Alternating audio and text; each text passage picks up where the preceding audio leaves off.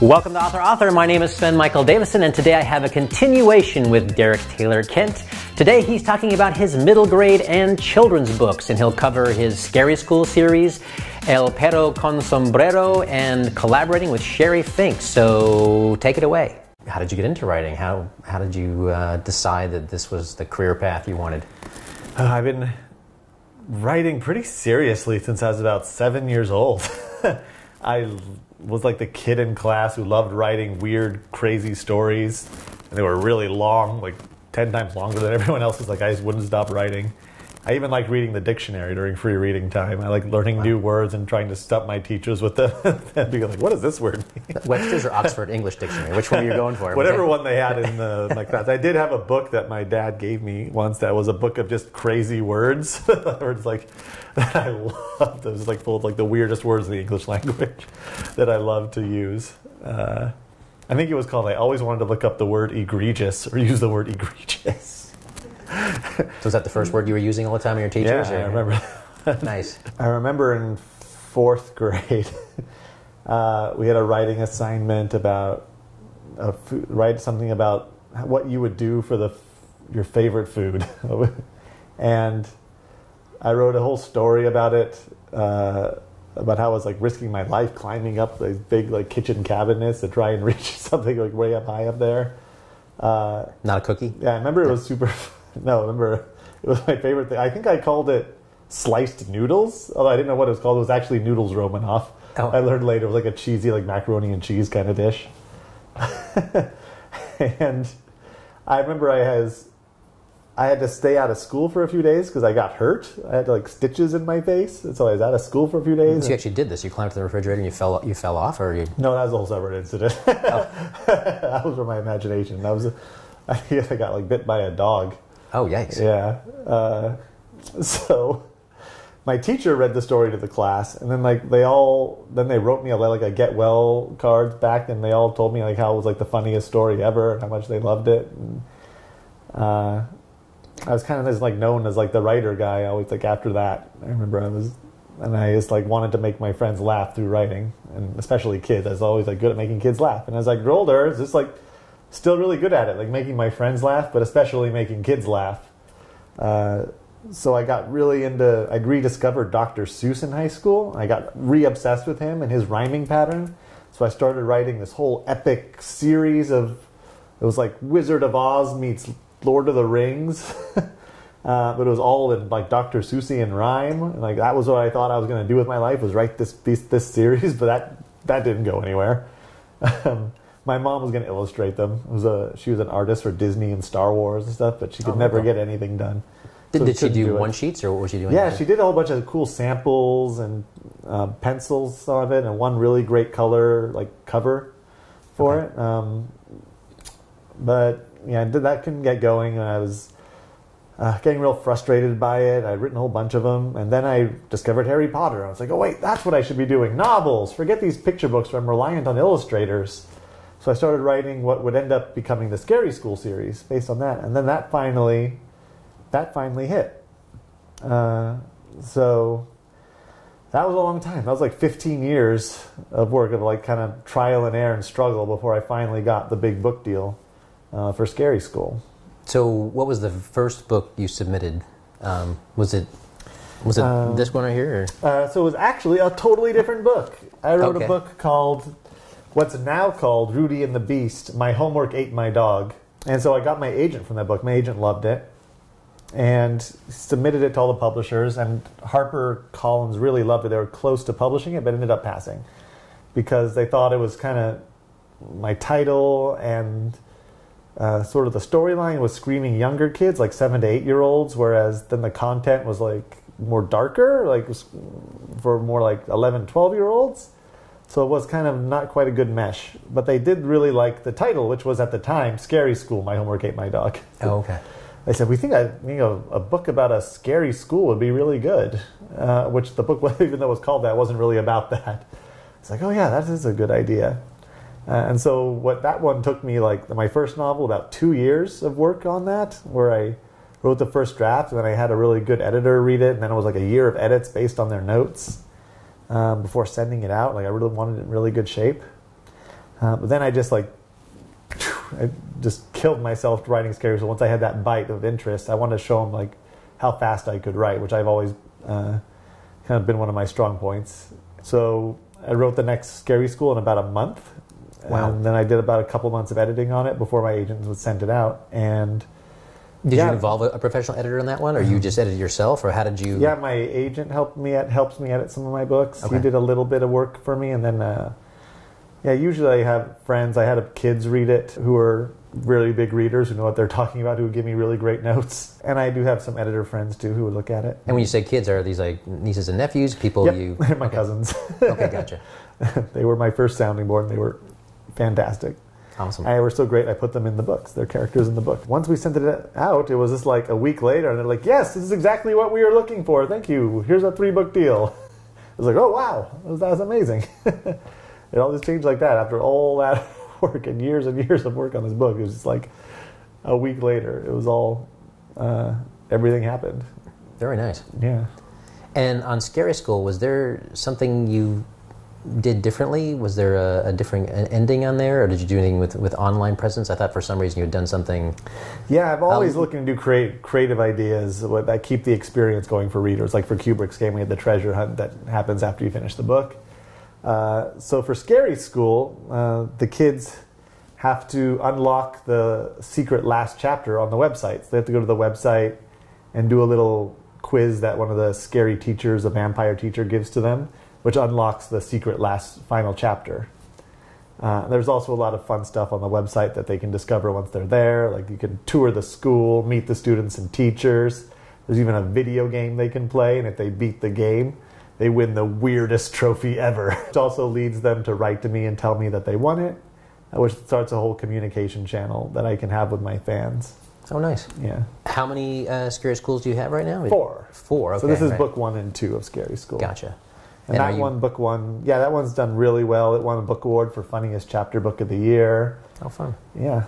And let's see what else. Yeah, so we're still working on those. I'm still actively in my Scary School world, and the fans still continue to grow almost every day, it seems, from all over the world. Even got a deal in Turkey. It's super popular. It got a publishing deal in Turkey, and I'm getting fan letters constantly in Turkish. I can't read. Can you use Babelfish or something like that to translate it, or how do you actually read those things? That's what I have to do to figure it out. But I have a whole form letter that I've written just in Turkish that I can write back to them. Wow. So you're working on book number 5 on Scary School, or somewhere along we'll see. the line? Right now, I decided I'm doing a whole similar book that I have that should be hopefully coming out soon, that my agent is shopping, called Principal Mikey, about a 10-year-old kid who becomes principal of his school. So it's in that middle grade humor genre. And I always wait to see that there's demand. There was a lot of demand for a 4th Scary School book because we kind of definitely were left hanging on book 3, so I wrote that one for them. But I gave the series an ending with number 4. Okay. So I don't have to, but if there's enough demand, I certainly love the characters in the world and don't mind revisiting it, possibly.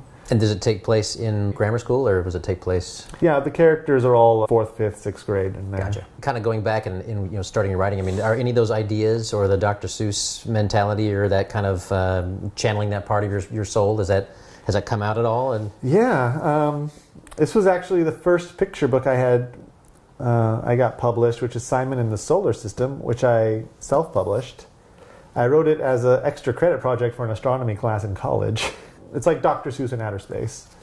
So it teaches kids all about the planets, but in a very fun, like rhyming kind of way.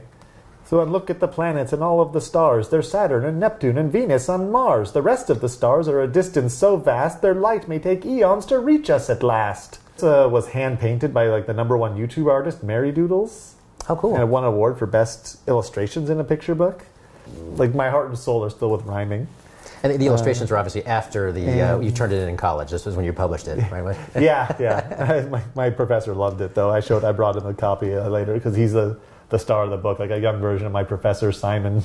Simon Baum was his name. Oh, that's great. Yeah, he was really funny. And my newest book coming out is one I co-wrote with my fiancée, Sherry Fink, and that one rhymes. So that one's like Under the Sea rhyming. It's Dr. Seuss Under the Ocean. Oh, very fun. So I'm still getting to do my rhyming, my Dr. Seuss rhyming. Finally, is able to do it. That's fantastic. My other picture book is not rhyming, but there's sections that rhyme in Spanish. That's what's cool about it. I was able to work in some Spanish rhymes, so it may not rhyme in English, but in Spanish, like El Perro con Sombrero, you'll find a lot of rhymes. Do you speak Spanish fluently? Did you actually, do all that yourself? My Spanish is pretty bad. Okay. I did study it in school. I ended up taking Spanish, and I did a lot of Italian, a lot more. But we did get a translator to make sure it was perfect for this one. Okay, nice. Yeah. So I'm trying to go through the order of these. So you did Scary School first. Then you did Simon and the Solar System. Scary School and Rudy and the Beast. My Homework at My Dog kind of came out around the same time. Oh, so it is out. I ended up self-publishing that one too. Oh, okay. Yeah. Simon and the Solar System, El Perro con Sombrero, then Kubrick's Game, and then our newest one comes out September 18th, 2017. Wow. You've been busy. Yes. You self-published Homework Ate My Dog and Solar System. And then after that, you had El Perro con Sombrero. And right. How did that come about? I'm just El kind of Perro curious. con Sombrero? Yeah.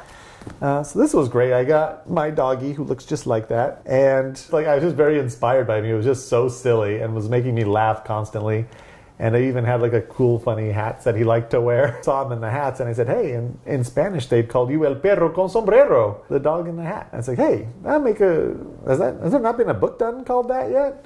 So I looked it up, and there hadn't been. There's obviously the cat in the hat, but it's funny that in Spanish the dog in the hat rhymes, but not in English.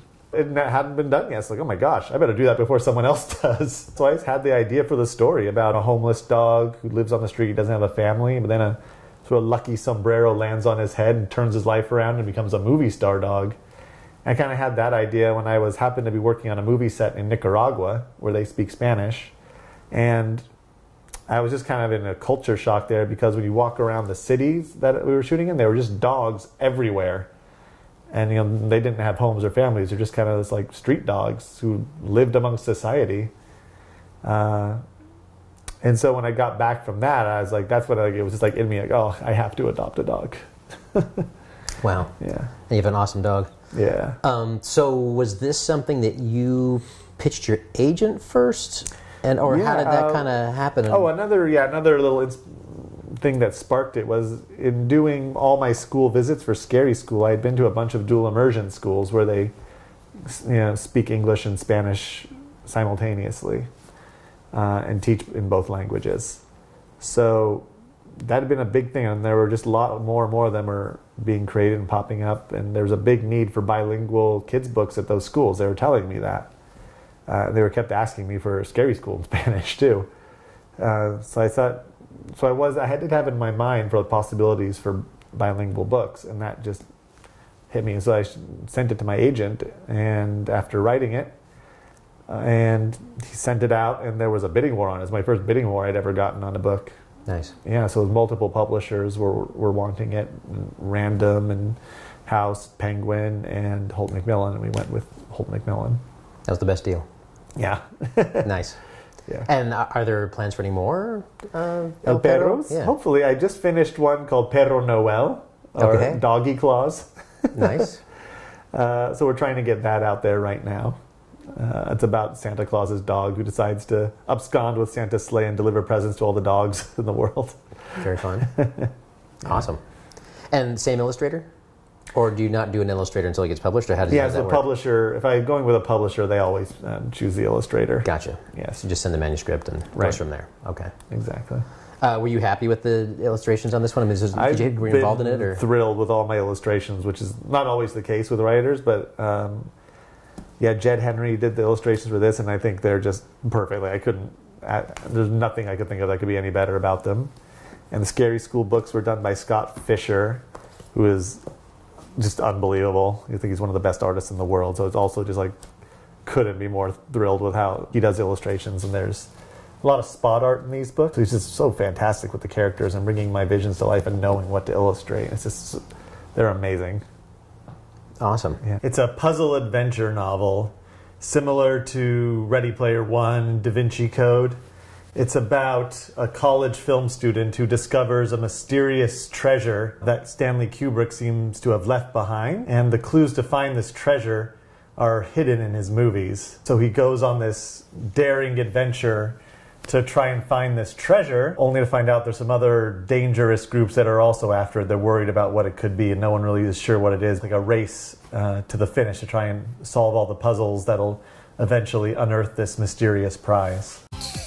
Please subscribe so my dad can make more videos like this. Thank you.